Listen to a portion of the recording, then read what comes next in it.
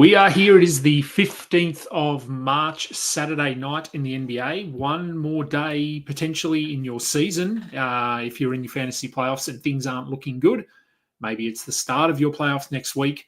We're all positioned a bit differently. We'll talk about all of the games. There's some weird performances. It's that time of year we're getting guys doing things that they probably shouldn't be doing, to be honest. And then we're getting players who aren't doing what we would hope.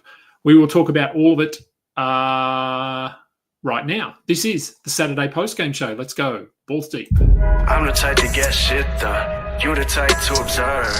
March Madness on my speakers, but today's November 23rd. Got something loud in the blunt, yeah. I don't say what I want, yeah. Probably somewhere sunny getting tan. Foreign women in the sun, yeah.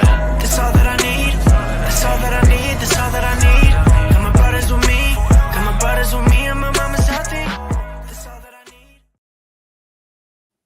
Welcome to the Balls Deep podcast, brought to you by Fantasy Basketball International. I'm Adam King. Find me on Twitter and Blue Sky at AdamKing91. Find us on Google Podcasts, Apple Podcasts, Spotify, YouTube, anywhere, everywhere you consume your fantasy basketball content. We are also part of the Old Man Squad at Old Man Squad on Twitter.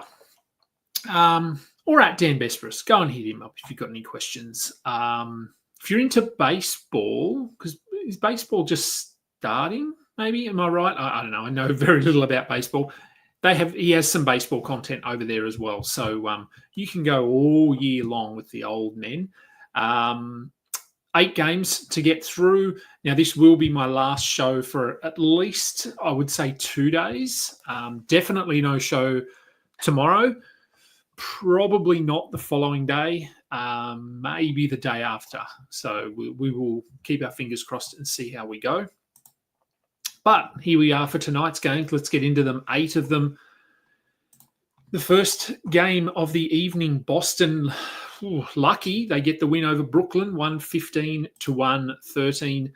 Kristaps Porzingis returned. He was on a minutes restriction, but played 32 minutes, probably a lot more than they wanted him to play. Very weird box score for him, 24 points, which is good.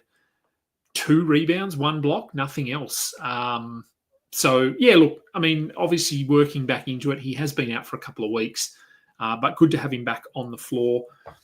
Drew Holiday, another productive game, 11 and 12, 2 steals, 2 blocks. He's been much better over the last few games. Look, at this time of year, if you want to take a flyer on him, you can, but just, I mean, be aware that he's probably going to miss the odd game here or there, as Derek White did tonight. So there's lots of risk with basically anyone on this roster at the moment. Jaylen Brown actually left this game as well with an injury. Probably going to miss a game, miss a week. I don't know. Jason Tatum had 28 and 8. Look, we hold him. We hold Porzingis. We hold Jaylen Brown.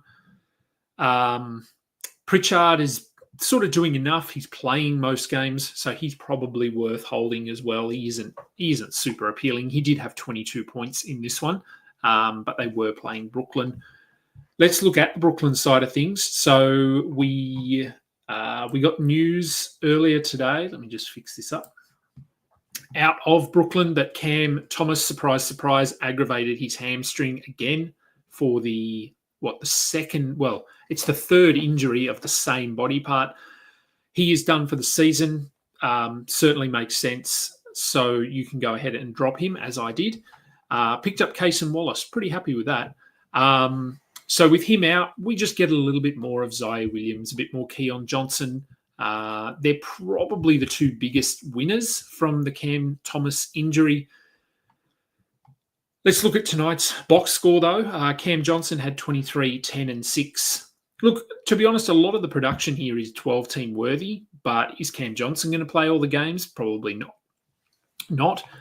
Is D'Angelo Russell? No. Is Day'Ron Sharpe going to start? No. Nick Claxton will probably return tomorrow, barring any news that we're not aware of. Day'Ron Sharpe had 9 and 16, no blocks. Come on, man. I'll read you through a box score from one of my leagues and how frustrating this time of the year can be. So Day'Ron Sharpe was good. Nick Claxton will return. Sharp will be more of a streamer than anything else. Keon Johnson, I'm sort of okay with holding him because he's going to play every game. He's going to play probably 30 minutes a game. Same for Zaire Williams. Williams had 14, 5 and 2 with a steal and a block. Keon Johnson, 21, 6 and 2 with a steal. Jalen Wilson had 15 points off the bench. He's probably the next tier down, as is Tyrese Martin. Their minutes are typically more in the low to mid-20s, as we saw in this one. But yes, do expect Nick Claxton back tomorrow. Noah Clowney could come back as well. Trendon Watford. So there are a few names to come back into this team. Second game of the night, the Thunder get the win over the Pistons, 113 to 107. Somewhat spiteful clash. Cade was ejected in this one. JB Bickerstaff had some. He had some words, didn't he, in the post-game press conference? Just search it up on Twitter. He's very to the point. He's fully aware that he's going to get a fine, but I don't think he cares. And honestly, a lot of the stuff he was saying was not wrong. I watched a lot of this game. Shea gets a lot of favourable calls. There was a call where they called a defensive foul on Tim Hardaway because Shea basically just fell over. And they did reverse the decision, so the right decision was made. But the fact that the referees even called this because it wasn't close, he tried to look for contact with his feet and just fell. I'm not sure why that's not a flop. To me, it should be. He should get tech fouled for that. Players should be tech fouled for that. Didn't happen. He didn't get an offensive foul. He didn't really draw contact, but for the flopping part of it, to me, that's not in the spirit of the game. And Shea gets a lot of those calls now. Yes, JB Bickerstaff was right in saying that the Pistons do play a physical brand of basketball. They always have that. That's Detroit basketball. But it's not dirty. I mean, Cade, he's physical. He's not a dirty player. None of these, Isaiah Stewart aside, most of the guys on this team, I would not consider them dirty players. They're a physical team. That's how they grind. They get in the grind. As they did in this one, they almost won. So, yeah, look, I certainly don't disagree with the fact that they didn't get many calls in this one. Inconsistency is a league-wide problem when it comes to officiating, and it's always going to be. I mean, it is somewhat unavoidable when you have so many officials, and it is subjective.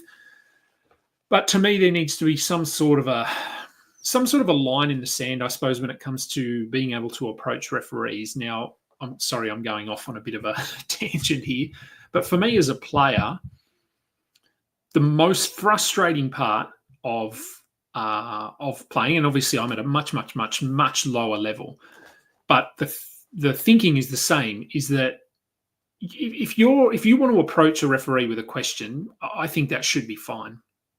If you get aggressive, sure, tech foul, don't come back at me, whatever. But if you're just wanting to ask a question, which in this situation, there were a few instances where JB Bickerstaff wanted to question the referees and they basically told him to shut up or he was going to get a tech foul, where Mark Dagnall, he let the refs have it in this one. He had some questions of his own and they just let him come at them. There needs to be some consistency there, one way or the other. If you don't want to let them talk to you, you're obviously not going to make any friends within the league, but one or the other. You don't let certain coaches get away with certain things and certain players, but it's been an issue in the league for years and years and years. And I do think that this whole protecting the shooter thing has gone way too far. You look at some of these shooters just throwing their legs out to try and land on players' feet so that they can get a flagrant or a foul, whatever it is. They do it a lot. It's certainly gone too far, I think. Yes, we need to protect the shooters, but this is not NBA. This is college. I saw a couple of calls in, what game was it? I was watching a college game yesterday. I can't remember what it was. And just a flagrant foul that was called was clearly not a flagrant foul. They don't, if defenders take, that's sort of going off on another tangent there. But Yeah, anyway, I'm not going to go down there. It's just frustrating. Let's look at the Thunder. Shea was very good, 48 points. Basically just went ISO in this one because outside of Case and Wallace, there wasn't a lot going on for them. He does get a little bit boring to watch, Shea, because his moves, I mean, he's a phenomenal player, don't get me wrong, but a lot of it is just driving into traffic, getting contact and hitting a fadeaway jumper. He does it a lot, gets a bit monotonous. But if you've got him on your fantasy team, you're very happy. Hartenstein had 12 and 10 with 3 blocks and 2 steals. Lou Dort got injured in this one, a hip issue. So if you added Case and Wallace, because of the Jalen Williams injury, he gets a further bump now, keeping in mind that the Thunder don't have a good schedule next week. So just keep that in the back of your mind. Yes, they're on a back-to-back right now, next week. So I will probably move on from Case and Wallace for next week if I make it through this round. Alex Caruso had 3 points, but did have 3 steals and a block in his 21 minutes. Now, does he play tomorrow? I'm not sure. Second night of a back-to-back. Yeah, we'll find out tomorrow, I guess. If Lou Dort misses time, which I think he probably will, it's probably just Isaiah Joe that moves into the starting lineup there. Yeah, I mean, does Chet come back? Maybe. There's a few different things here, but there's not really anyone I'd be running to add. As for Detroit, Cade, as I said, he got ejected in this one, 11, 7, and 9, so not his best performance. Jalen Duren also very quiet here, 8 points, 5 rebounds, just wasn't engaged at all. I mean, 5 rebounds, it was just, I don't know, it wasn't his night. Clearly hold. Asar Thompson, I think we can move on from. 8 points, a steal, 21 minutes. There's no reason for this minutes restriction other than I think JB Bickerstaff just doesn't necessarily need him on the floor. He's an interesting fit, as we know. Tobias Harris had 18 and 7, nothing else. That's a very Tobias game. Malik Beasley, 15 points. Dennis Schroeder had 17 and 11. He played a little bit more here with Cade out, so don't go running to add Dennis Schroeder after this performance. And Isaiah Stewart turning into a nice defensive streamer, 3 blocks, 2 steals in his 18 minutes. We're sort of looking at his ceiling there, given Jalen Duren played poorly in this one, but still played 29 minutes compared to Isaiah Stewart's 18. I think we're pretty safe in assuming that Stewart is not going to be a must roster player anytime soon. Just turn my phone off there. No one needs to hear that. Okay, game number 3. Gee, it took a long time to get through that Detroit game. Stupid referees. Miami lose to the Grizzlies. Not even close. Miami very, very ordinary in this one. I don't even want to talk about them. They're so depressing. Khalil Ware started and had 19 and 11. That's good, but he hadn't been starting. If you want to go and add him, sure, but I certainly don't think this means he starts and plays 30-plus minutes every night. Bam had 18 points. Tyler Hero, 8 points on 3 of 12 shooting. They were really poor in this one. So I'm not adding anyone. I'm not dropping anyone, I don't think. Wiggins, Tyler Hero, Bam Adebayo, they are our must-roster players. Everyone else is stream and nothing more. Terry Rozier is even less. God, he's been bad, hasn't he? For the Grizzlies, no Ja Morant. He was out with a shoulder. Well, he's ongoing shoulder issues. It was a back-to-back. Maybe they view Miami as an easy win, which it was. So, yeah, I would expect him to return for the next game. With him out, Luke Kennard started 11 and 4. That's okay if you streamed him in. Zach Edey had 12, 8, and 2 blocks in his 27 minutes. With Jaren Jackson back playing well, we can move on from Brandon Clark. We can, well, obviously, Jay Huff, we weren't really adding him anyway. But, yeah, make sure Jaren Jackson wasn't dropped. And if he was, go and pick him up. Scottie Pippen had 11 and 11, 6 rebounds, 2 steals, 1 block. Now, this came without Ja, of course, but he has been playing minutes in the low 20s. He's been getting steals, assists, so he seems to be back in favour. I don't mind holding him as a stream sort of specialist guy and just see how he goes over the next few games. And that was it, because Miami were boring, so I didn't want to talk about them. Let's go to the next one. The Pacers go down to the Bucks. They made it interesting. They pushed hard. They almost got there, 126-119 in the end for the Pacers. Aaron Nesmith had 30 points. No, I'm not running to add Aaron Nesmith. This was a good game if you had him for tonight, but I'm not. I'm not dropping anyone significant to go and add him.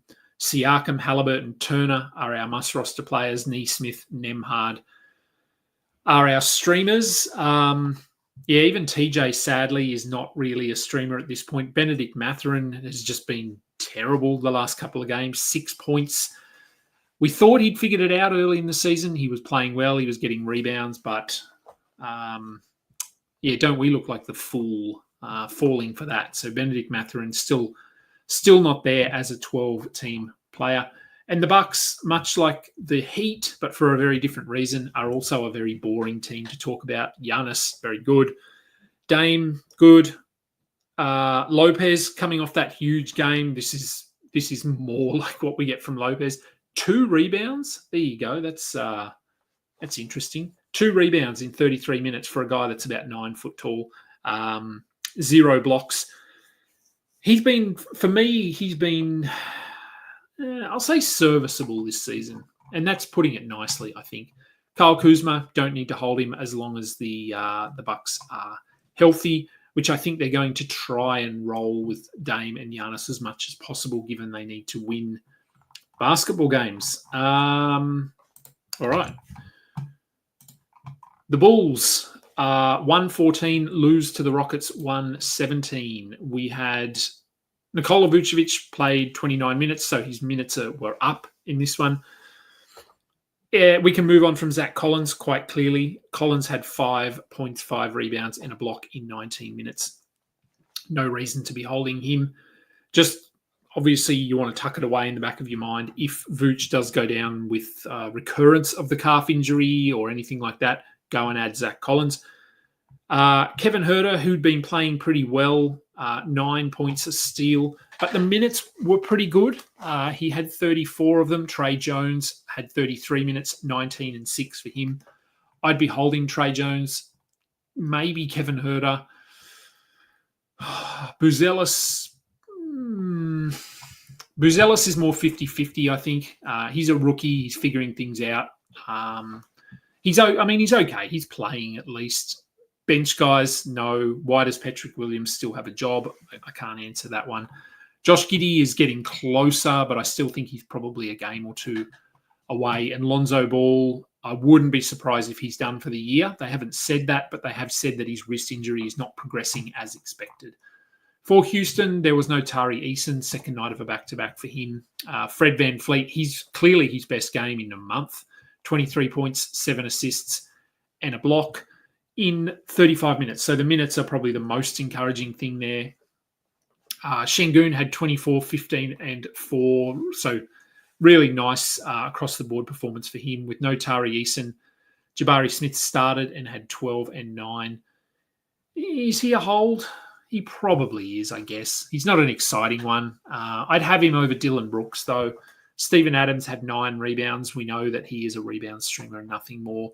But Tari Eason will come back for the next game, and I don't think the Rockets have another back-to-back, at least not for quite a while.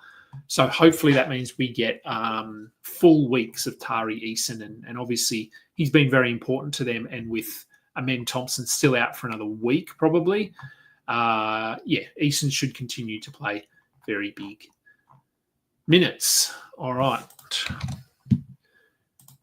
The next one, Pelicans, they lose to the Spurs, 119-115. Entertaining game. There was no Yves Messi, continues to be out with the ankle injury. No Zion. He was out for personal reasons. I'm not sure what they were. It's a bit of a bummer. If you had him on your roster, end of the playoff or end of the matchup, and you lose Zion for not sure why. Anyway, with him out, Kelly Olynyk returned. Olynyk was pretty good, 14, 6, and 7 with a steal. You can stream him. You can't hold him with any confidence. Matkovic, who's had a pretty good opportunity the last week, hasn't really made the most of it. He had 12 and 11, but no blocks, no steals, no threes. So he's been fine, but I really don't think he's someone we have to hold. I would assume Messi will come back at some point as well. Bruce Brown had 19, 6 and 6. He'd been terrible before this, so much like Olynyk, you can stream him in. I don't think you need to do anything else. Alvarado, 5 assists. He'd been better than this. He'd been getting steals, and he still played 28 minutes. Obviously, no Zion helped. But, yeah, I'm okay holding Alvarado if you need steals and assists because he has been getting those. All right, for the Spurs, let's move that up a little bit. Devin Vassell continues to play quite well. Didn't shoot the ball exceptionally well here, but he had 22 points, 5 rebounds, 3 steals. Stephon Castle, who's starting and playing big minutes now with De'Aaron Fox gone and Chris Paul, well, mentally, is he still there? I don't know. Castle had 17 and 7 in 36 minutes. So make sure he's rostered. Chris Paul is really just a streamer at the moment. 6 assists and a steal in 22 minutes. I don't think he's played more than 25 minutes in, a week, 2 weeks maybe. So I don't think we need to be holding him or Biyombo. Harrison Barnes had 19 points. Pick him up for points, then move on. Some interesting numbers on the bench here, though. Jeremy Sohan had 14, 5 and 4 with a steal and a block. And this is what we were getting at the start of the year. 31 minutes for Sohan. Does this stick? I'm not confident. Keldon Johnson had 19 points in his 30 minutes. Julian Champagny, 12, 4 and 3 with a block. And Sandro Mamukelashvili had 10 and 7 in his 12 minutes. Johnson and Sohan would be my preferences if you're looking to stream when they play. I don't think you need to run and add them, though, because the Spurs are just mixing and matching when it comes to their rotation. We did get a bit of an update on Charles Bassey as well. He is progressing well, and they would like to get him back in the lineup. That means very little, but there's an update at least. Okay. What are we at? Second last game? Knicks. The Knicks go down to the Warriors 97-94 for the Knicks. Josh Hart continues to struggle a little bit. 0 of 7 from the field for 0 points. He did have 7 rebounds, 7 assists, a steal and a block. So those counting stats are pretty good, but obviously that top 20 production he was putting up for a big chunk of the season is not with us anymore. He will be better than this, though. OG Anunoby, he has played well lately. 23 points, 9 rebounds, 3 steals, 1 block. Cat had 29 and 12 with a block. And Bridges, 19, 6 and 3, along with McBride, who had 19 points. So we roster all 5 of those guys. And don't really worry about anyone else. Jalen Brunson, we got a bit of an update. He is out probably until April. We sort of said when this happened it was going to be a month. Early April would put us at a month. So I wouldn't... They have said late March, early April. I wouldn't expect to see him until early April. It was quite a significant ankle sprain. So if you're in the playoffs, you can move on from him, I think. If your league is going to wrap up before the calendar flips to April, I think you're okay to move on from him. For the Warriors, they keep churning away, don't they? Jimmy Butler, another... I don't know. I'm not going to say it was bad, but it wasn't good. 11, 6 and 7 with a steal. It's fine. Draymond Green started at center in this one, not Quinton Post. 9 points for him with a steal and a block. He is just your peripheral specialist if you need rebounds, assists, defensive stats. Curry had 28 points. Moody had 18. We're holding Moody until Podziemski is back. Kuminga had 10 points off the bench in his 20 minutes. Now, remember, Kuminga had periods this season where he was not a 12-team player. He was playing very well before his injury, but it's probably going to be a little bit up and down for the next week to 2 weeks, I think, just given the length of time he had off. And Quinton Post, you can stream him. He's only playing 20, 22 minutes, whether he's starting or coming off the bench. 5 points, 6 rebounds, and a block for him. And I don't want to talk about Buddy Hield because I couldn't be bothered. Last game Interesting. Washington, they beat the Nuggets 126-123. What is going on here? For the Wizards, Chris Middleton played but didn't play much. It wasn't him doing the damage. This is why we don't need to hold Chris Middleton. Jordan Poole had 19 and 6 with a steal and a block. He's still doing enough, obviously, when he plays. And he has been pretty healthy, which has been nice. Justin Champagny, going at him, 39 minutes, 16 points, 13 rebounds, 2 steals. I managed to pick him up in a league this morning, which was very nice. Keyshawn George also has to be rostered, 19 points, 7 rebounds, 3 steals and a block. Unlike a lot of rookie guards, he seems to be figuring things out, which is very nice for fantasy. Alex Sarr, his best game, probably. I can't remember him having a better game than this, especially against someone like Nikola Jokic. He shot the ball 28 times, 34 points, 6 rebounds, 5 assists, a steal, and a block. Does he play the rest of the season?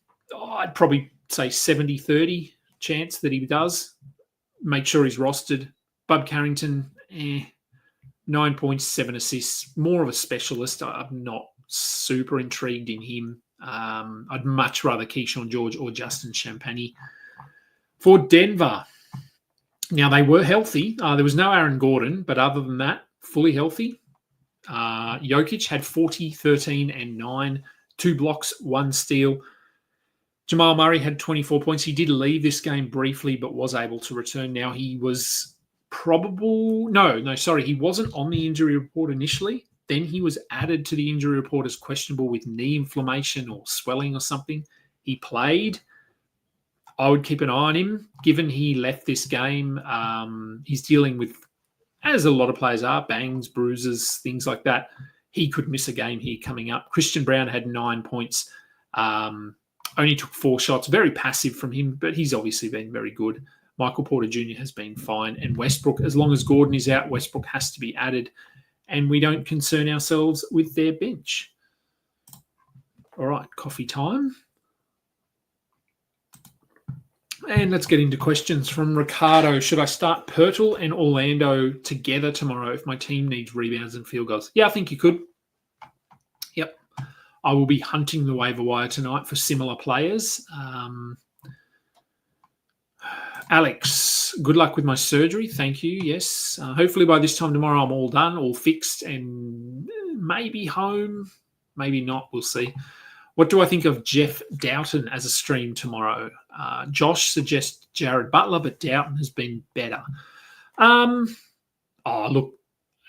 It's a coin flip, really. Either or. I've added Jared Butler in a league, but if you want to add Jeff Doughton, I think Butler has slightly more upside in assists, but if you want to go Doughton, that's fine. I think they both are worth streaming in. Lone Des, good luck with the surgery. Thank you.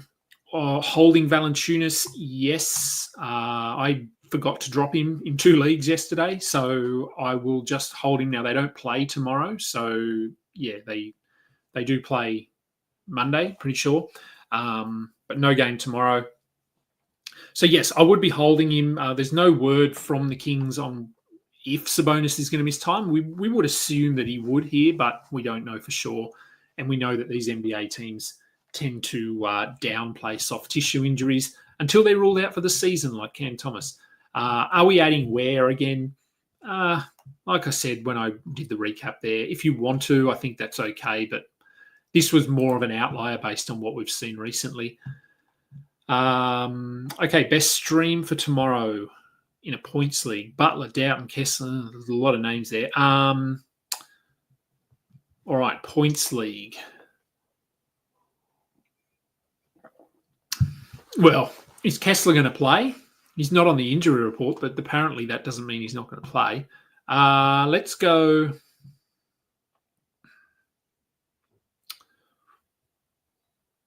Let's go maybe Shaden.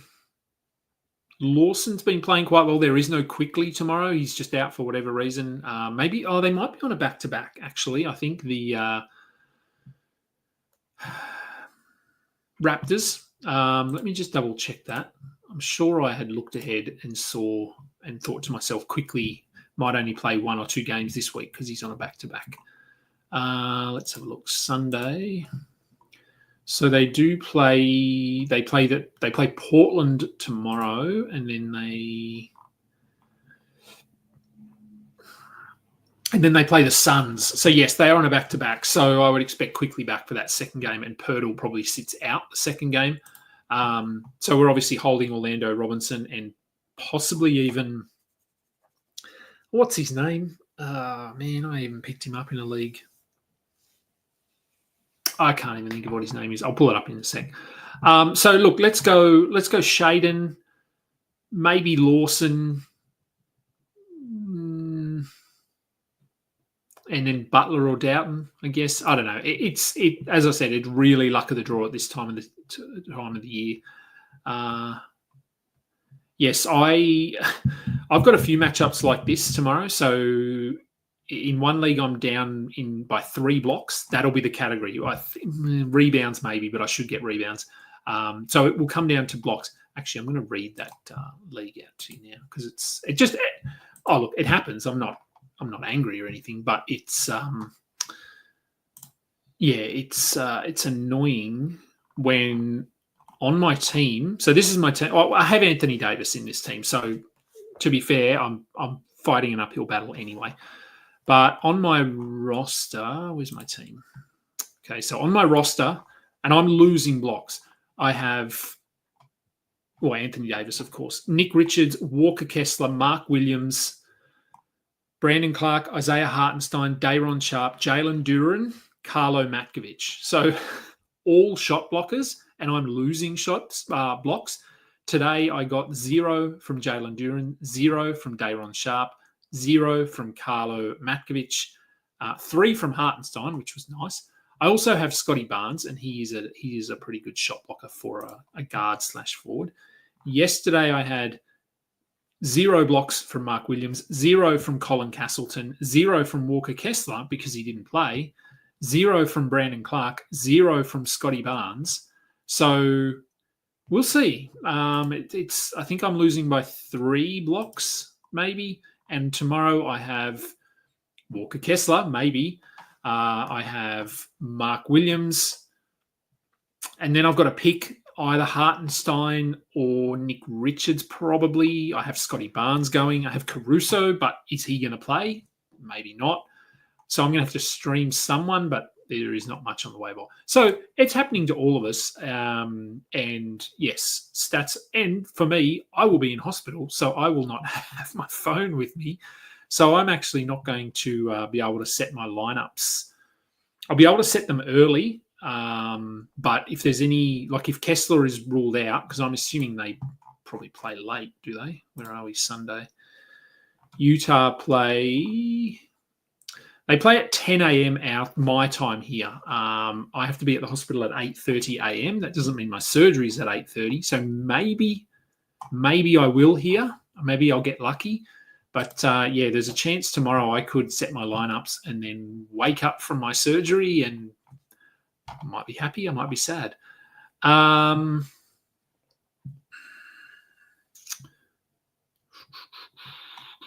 What have we got? Okay, let's go. Keyshawn George or Champagny to replace Paul George? Look, what do you need? Champagny's a pretty good rebounder. Keyshawn George is better defensively, I think. So points are probably going to be comparable. Maybe Champagny slightly. But if you need defensive stats, I'd go Keyshawn George. Yes, Joseph, we hold Jonas until we hear about Sabonis. Did I see the Mavs news that they might forfeit? I did.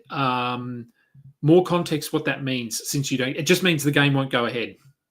That's it. The other team wins and you get no fantasy stats. So whoever they play Philly tomorrow.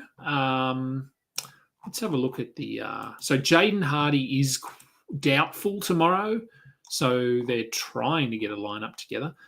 So currently they've got 1, 2, 3, 4, 5. They have 6, 7 players available tomorrow. They need 8. So I think they'll be okay. The issue will be the two-way contracts. So Brandon Williams only has a certain number of games, as does Kai Jones. So they're going to be the question marks there. And I don't think they can sign anyone. That's where the issue is. So I don't think these forfeits are coming now. I think they'll probably be in 2 weeks. But we could get Jaden Hardy back in a week. So he's another body on the floor. I mean, does Lively come back in 2 weeks? Who knows? Probably not. Gafford, probably not. Anthony Davis, probably not.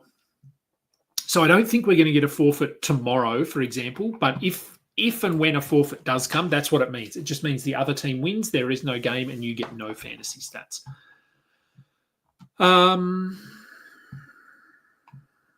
Given the Mavs injuries, would I risk streaming Mavs? Well, they only have 2 games this week anyway, or next week. So we're probably not really streaming any of them anyway. Yes, the usage will be very good because there's no one there. But with only 2 games, it's probably risky anyway. All right, what have we got? Oh, Chad's with us. Does Dayron have a role next year, or having a role next year, hinge on whether Nets fall in the lottery, or could he be gone? Yeah, look, it'll come down to the lottery, I suppose, and whether they draft a centre. Look across their roster. What do they need? I mean, Claxton's fine. I don't think Claxton's great. I don't think he's sort of someone you can build around. So, do they look for a centre? They also are very limited in terms of their offensive spacing. So, yeah, do they look for a centre who can space the floor? They probably could do with a better point guard, obviously. I mean, D'Angelo Russell, who knows what he's going to do next year. He doesn't look like he wants to be there. I mean, yeah, and they're not really without anyone. D'Anthony Melton is out for the season, but he's not a point guard. They're a bit of a mess, the Nets. So I would love to see Dayron Sharp land somewhere, whether it is sticking in Brooklyn or going somewhere else and playing 25, 26 minutes, but I don't know whether that's going to happen. Alex, Keyshawn has been dropped and you plan to use your claim on him. Drop Trey Jones or Justin Champagnie. Amani and IR will need to drop again. Playoffs start tomorrow, but have the bye. Let me just have a look at something. Okay, so it would probably be Trey Jones for me, only because if your playoffs don't start till, your actual playoffs start till the following week, Josh Giddey could be back. So Trey Jones may not be playing as big a role, where I think Champagnie is just locked in now. He's going to play 30-plus minutes, as is Keyshawn. So it's probably Trey Jones. Justin Champagnie or Klingon for Monday. I'd go Champagnie in a points league especially. Is Walker Kessler a drop? I'm going to say no because ask me tomorrow, because if he doesn't play tomorrow, I'll say yes. But he can get you 6 blocks, and that can win. If he gets 6 blocks tomorrow, I probably win blocks. So I don't think he is just yet. Amen Thompson, a drop. Playoffs start this week. He's probably out another week. So if you think you can ride him and leave him in an IR spot for a week, I probably would. But yeah, if it's going to be a really tight matchup and you just need bodies on the floor, then you might have to do that. Joseph, Norm Powell, questionable. Yes, he is. But is he a drop? Worried about minutes restriction, rest. I dropped him. Well, when did he get injured? 2 weeks ago, or week and a half or something. I dropped him. He still hasn't been picked up. Look, he's. We know how good he's been this year, and they do need him. But yes, minutes restriction and rest back-to-backs, absolutely. I think both of those will be in effect at least for the first week. So he's probably viewed as more of a streamer until he's back to 32 minutes a night. Another one from Slat. do we think Tatum or Drew miss some games next week with their schedule? And do we expect LeBron playing Monday? No, I don't expect LeBron to play for at least another 1 to 2 weeks. Tatum or Drew miss some games next week? Yeah, I think they probably do. Let me just have a look at their schedule.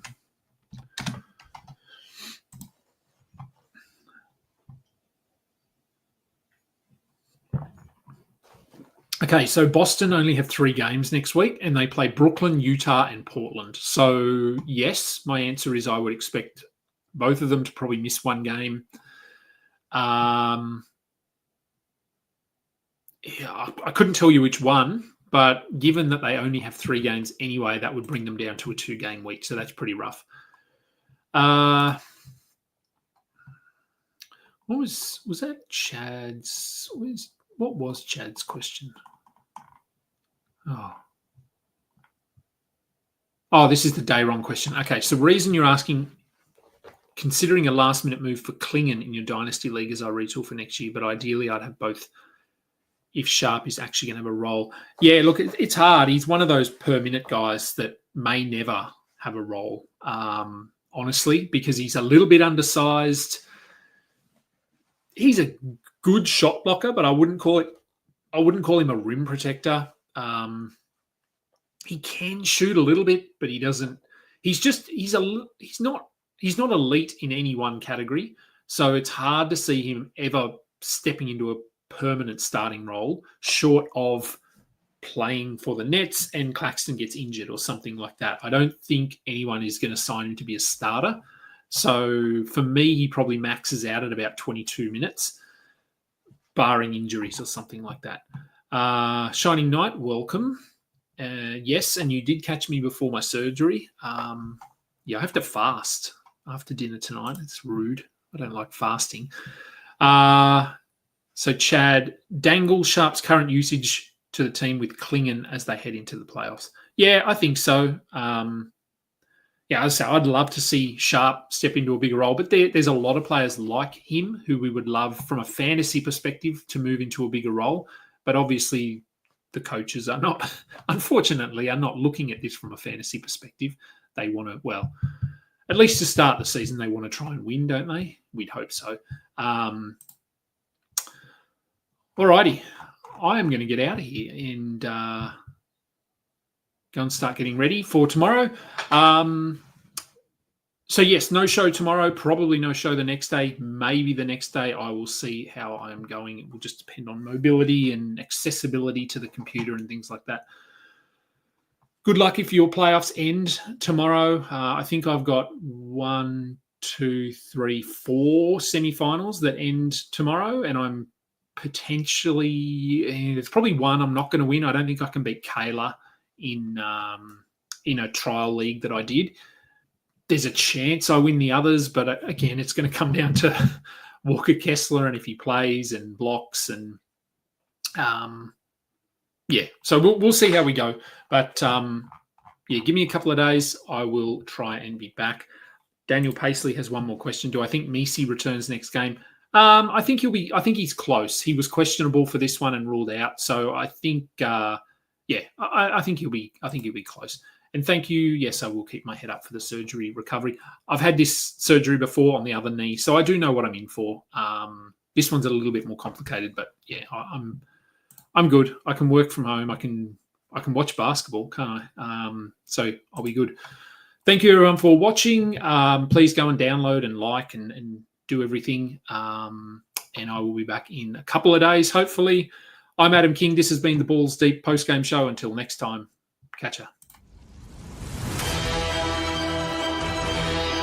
You just listened to another episode from the Fantasy Basketball International Podcast Network. Thanks for joining us. And for more information about joining our community, please check out our website at fbibasketball.com.